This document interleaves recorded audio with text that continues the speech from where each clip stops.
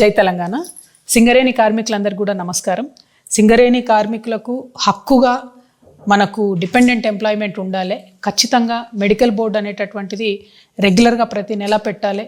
ఏ ఒక్క సింగరేణి గని కార్మికుడైనా సరే ఆయన ఎముకలు వంకర పోయేంత వరకు ఈ సమాజానికి సేవ చేస్తాడు. కాబట్టి ఒకవేళ ఆయన ఉద్యోగం మానేసి కొడుకుకో బిడ్డకో అల్లునికో ఆయనకు తెలిసిన వాళ్ళకో ఎవరికి ఇచ్చుకోవాలనుకున్నా కూడా ఆ అవకాశం ఉండాలని చెప్పి నేను చాలా బలంగా నమ్ముతూ ఉన్నాను.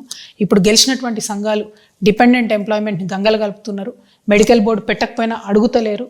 మేము ఎప్పుడైతే తెలంగాణ రక్షణ సేన నుండి బాయిబాట బట్టి పోయినామో హెచ్ఎంఎస్ ఆధ్వర్యంలో, ఆనాటి నుండి ప్రతి ఒక్క పార్టీ అక్కడికి వచ్చి గొడవ చేస్తుంది తప్పితే ఎవరు మెడికల్ బోర్డు గురించి అడుగుతలేరు. అందుకే నేను చాలా ఆవేదనతో సింగరేణి అన్నదమ్ములకు న్యాయం జరగాలనేటువంటి ఉద్దేశంతో ఈ నెల 20వ తారీఖు నుంచి నిరవధిక నిరాహార దీక్ష చేస్తాను. నేను ఒకవేళ మీరు మెడికల్ బోర్డు రెగ్యులర్గా పెట్టకపోతే అని నేను ఈ మేనేజ్మెంట్ని ప్రభుత్వాన్ని డిమాండ్ చేయడం జరిగింది. ఆ తర్వాత అన్నీ కూడా లీక్స్ ఇస్తూ ఉన్నారు. ఇవాళ పెడతాం రేపు పెడతామని. నేను మళ్ళీ ఒకసారి విస్పష్టంగా ప్రభుత్వానికి మేనేజ్మెంట్కి హెచ్చరిక చేస్తూ ఉన్నా. ఒక్క నెల పెట్టి ఆపడం కాదు, ఈ నెలతో పాటు ప్రతి నెల మీరు మెడికల్ బోర్డు పెట్టండి. ఉన్న పెండింగ్ అప్లికేషన్స్ పూర్తయ్యే వరకు నెలకు 2 రోజులు పెట్టండి. ఆ తర్వాత రెగ్యులరైజ్ అయిన తర్వాత మెడికల్ బోర్డు నెలకు ఒకసారి పెట్టినా కూడా రెగ్యులర్గా ఉంటుంది. దయచేసి అన్ఫిట్ చేయాలనే ఉద్దేశంతో పెట్టండి. ఫిట్ చేయాలనే ఉద్దేశంతో కాదు, కరప్షన్ చేయాలనే ఉద్దేశంతో కాదు, పైసలు వసూలు చేయాలనే ఉద్దేశంతో కాదు. అన్ఫిట్ చేయాలి. కార్మికుడు కోరుకుంటే, ఆయన కుటుంబ సభ్యులకు ఎవరికైనా ఉద్యోగం ఇచ్చుకోవాలనుకుంటే ఇచ్చుకోవాలనే ఉద్దేశంతో పెట్టండి ప్రభుత్వం, తప్పితే కార్మికుడిని నష్టం చేద్దామని చెప్పే ఉద్దేశంతో పెట్టకండి. దయచేసి సింగరేణి యాజమాన్యానికి, రాష్ట్ర ప్రభుత్వానికి మళ్ళొకసారి నేను చెప్తా ఉన్నా, ఈ నెల 20వ తారీఖు నుండి నిరవధిక నిరాహార దీక్ష నేను చేయడం జరుగుతుంది. మీరు విస్పష్టమైనటువంటి ఆర్డర్ ఇవ్వండి. ఇవ్వకపోతే మాత్రం దీక్ష ఆగదు.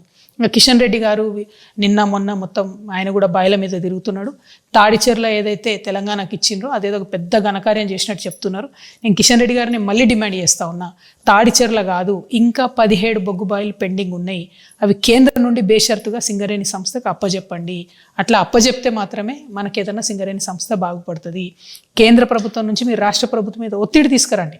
మీరు కోల్ మినిస్టర్ ఉన్నారు, మీకు కూడా 49% షేర్ ఉంటుంది సింగరేణిలో, కోల్ ఇండియాలో. మరి కోల్ ఇండియాలో జరుగుతున్న మంచి ప్రాక్టీసెస్ ఎందుకు ఇక్కడ అమలు చేస్తలేరని ఒత్తిడి తీసుకురండి మీరు యాజమాన్యం మీద. అప్పు ఉంది రాష్ట్ర ప్రభుత్వం, జెన్కో నుంచి 54,000 కోట్లు ఇవ్వాలి, అది ఎందుకు ఇస్తలేరు అని అడగండి. ఇవన్నీ అడగకుండా మీరు కేవలం మీదకి వచ్చి బాయిల మీదకి వచ్చి ఏదేదో మాట్లాడిపోతా ఉన్నారు. అది కరెక్ట్ కాదు.